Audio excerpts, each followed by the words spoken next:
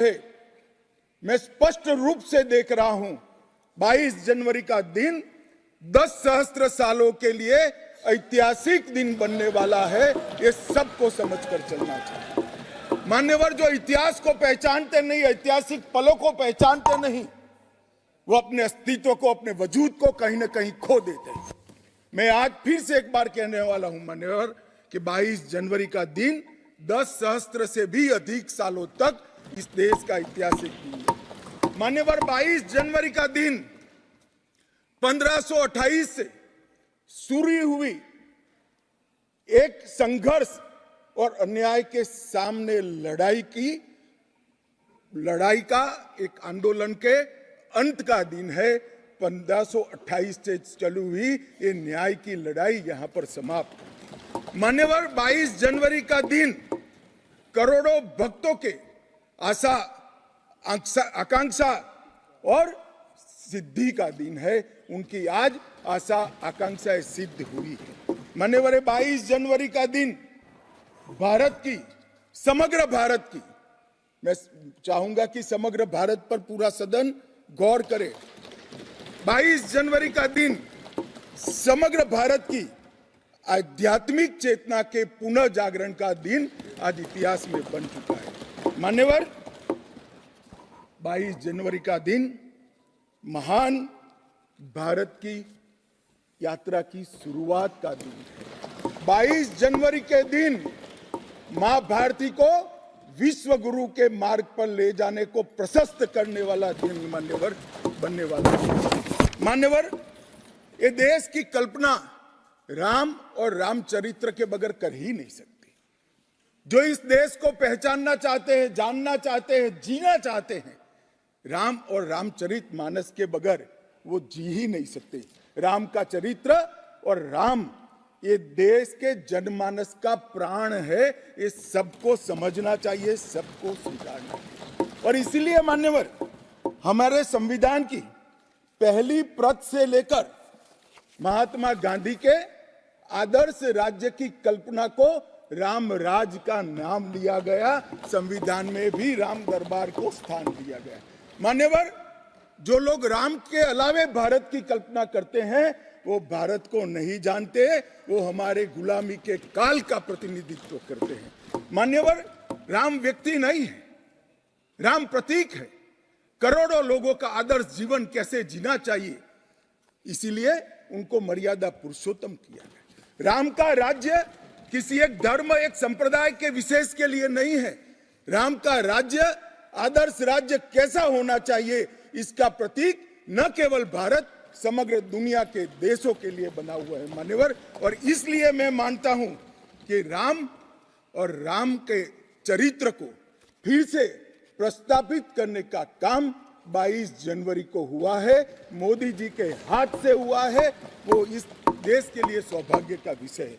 मान्यवर, हम सब उन सौभाग्यशाली लोगों में से हैं जो 1528 वहां पर राम मंदिर देखना चाहते हैं। पीढ़ियां चली गई, हजारों लोग, लाखों लोग शहीद हुए, संघर्ष किए, आंदोलन किए, मगर ये दिन देखना स्वप्न में नहीं आया। आज हम सब बहुत सौभाग्यशाली है कि इस देश को हम देख सकते हैं। मान्यवर, भारत की संस्कृति और रामायण को अलग कर कर देखा ही नहीं जा सकता। कई भाषाओं में, कई प्रदेशों में और कई प्रकार के धर्मों में भी रामायण का जिक्र, रामायण का अनुवाद, रामायण से बनी परंपराएं और रामायण को अपने राष्ट्रीय चेतना का एक आधार बनाने का काम हुआ है। कई सारे रामायणों का उल्लेख है। संस्कृत में वाल्मीकि रामायण, अध्यात्म रामायण, आनंद रामायण, अवधी में रामचरितमानस, ओडिया में 13 प्रकार के रामायण, तेलुगु में रंगनाथ रामायण, रघुनाथ रामायण, कन्नड़ में कुमुदेन्दु रामायण, तोरवे रामायण, बतलेश्वर रामायण, असमिया में कथा रामायण, सप्तकांड रामायण, और शंकरदेव ने भी वरगीत के अंदर रामायण का वर्णन किया। बंगला में भी रामायण मिलेगा, कश्मीर में भी राम अवतार चरित मिलेगा, बौद्ध परंपराओं में भी हनुमान जातक में रामायण का जिक्र मिलेगा, मैथिली में भी रामायण है, पंजाबी में गोविंद रामायण है। इतना ही नहीं, ओवैसी साहब चले गए, मुल्ला मसीही ने भी रामायण मसीही लिखकर सबके लिए इस आदर्श को प्रस्तावित किया है। कई सारे देशों में भी रामायण को स्वीकारा है और एक आदर्श ग्रंथ के रूप में प्रस्तावित किया है। विदेशों में नेपाल, जावा, इंडोनेशिया, कंबोडिया, तिब्बत, ये सभी देश भाषाओं में रामायण का अनुवाद भी हुआ है और उससे प्रेरणा भी ली जाती है। हमारे यहाँ आदिवासी जीवन भी एक प्रकार से अलग संस्कृति से, अलग परंपराओं से रचा बसा। उरांव में, बोडो में, संथाल में, संकाल में, बिरहोर में और छोटा नागपुर में सभी जगह स्थानीय भाषाओं में रामायण का अनुवाद भी हुआ और रामायण के आधार पर अपने जीवन को आदर्श को बनाने का काम भी हुआ। मान्यवर, राम और रामायण से अलग इस देश की कल्पना हो ही नहीं सकती। मान्यवर, ये जो राष्ट्र की इच्छा की परिपूर्ति सम्माननीय मोदी जी के हाथ से 22 जनवरी को अभिजीत मुहूर्त में हुई है। ये लड़ाई 1528 से लड़ी जा रही है। दशकों तक ये लड़ाई चली। मान्यवर, दशकों तक लड़ाई चली। लगभग 1858 से कानूनी लड़ाई चल रही है। जब से अंग्रेजों का शासन था, 330 साल के बाद कानूनी लड़ाई का आज अंत आया है और रामलला अपने गर्भगृह के अंदर विराजमान हुए हैं। मान्यवर, 330 साल के बाद और 1528 से एक लंबा जो आंदोलन चला उसकी समाप्ति हुई है और देश की आध्यात्मिक चेतना की जागृति हुई है। मान्यवर, मैं इतना ही कहना चाहता हूं, ये आंदोलन से अनभिज्ञ होकर कोई इस देश के इतिहास को पढ़ ही नहीं सकता। आज से नहीं, 1528 से हर पीढ़ी ने इस आंदोलन को किसी न किसी स्वरूप से वाचा दी और ये मामला लंबे समय तक अटका रहा, भटका रहा, लटकता रहा। आज मोदी जी के समय में ही इसको परवान चढ़ना था, ये स्वप्न को सिद्ध होना था और आज देश स्वप्न सिद्ध होता हुआ दिखा है। मान्यवर, राम जन्मभूमि का जो इतिहास है ये बहुत लंबा है। अनेक राजाओं, संतों, निहंगों, अलग अलग संगठनों और कानून विशेषज्ञों ने ये लड़ाई में योगदान दिया है। मैं आज ये 1528 से 22 जनवरी 2024 तक की संपूर्ण कानूनी और युद्धों की और आंदोलनों की लड़ाई को, ये सभी योद्धाओं को बहुत विनम्रता से स्मरण करना चाहता हूं और उनकी लड़ाई जब आज समाप्त हुई है तब मुझे विश्वास है मान्यवर, वो जहां भी होंगे बड़ी आनंद की अनुभूति करते होंगे, अपनी श्रद्धा को चरितार्थ करने की अनुभूति करते होंगे। गिलहरी के समान कई लोगों ने अपना योगदान दिया और मान्यवर, ये राम सेतु जो बनना था 1528 से 22 जनवरी 2024 तक का, ये सेतु का भूमि पूजन भी नरेंद्र मोदी जी ने किया और प्राण प्रतिष्ठा भी नरेंद्र मोदी जी के।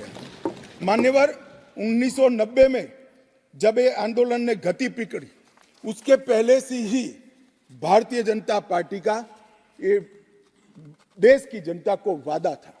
हमने पालमपुर कार्यकारिणी के अंदर हमने एक प्रस्ताव पारित कर कहा था कि राम मंदिर का निर्माण, इसको कोई एक धर्म के साथ नहीं जोड़ना चाहिए।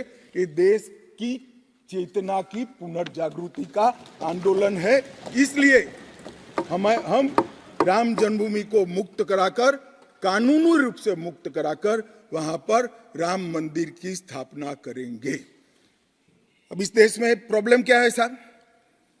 जब चुनाव में घोषणा पत्र में लेते हैं तो कहते हैं चुनाव में वोट प्राप्त करने के लिए लिया। चुनावी वादा है, ये भाजपा ऐसे ही वादे करती है। 370 हो, राम जन्मभूमि हो, यूनिफॉर्म सिविल कोड हो, ट्रिपल तलाक समाप्त करना हो। अब ये कहते हैं आप ऐसे ही वादे करते हैं और ये वोट प्राप्त करने का जरिया होता है, और जब हम इसको पूरा कर देते हैं तो बड़ी खिलाफत करते हैं। मैं आज भी कहता हूं, भारतीय जनता पार्टी और हमारे नेता नरेंद्र मोदी जी मान्यवर जो बोलते हैं, जो कहते हैं, वो करते हैं। हमारी पार्टी का चरित्र है और ये कोई छिपी हुई बात नहीं है। किस चीज का आक्रोश? हम 1986 से कह रहे हैं कि हमारा भव्य राम मंदिर बनना चाहिए, संवैधानिक तरीके से बने। कुछ लोगों ने यहां पर और बाहर मीडिया के सामने प्रतिक्रिया व्यक्त की, वो कानून की दुहाई देते हैं। मैं उनको पूछना चाहता हूं कि मान्यवर, क्या सुप्रीम कोर्ट की 5 जजों की खंडपीठ के जजमेंट से आप वास्ता रखते हो या नहीं रखते हो? भारत के संविधान से वास्ता रखते हो या नहीं रखते हो?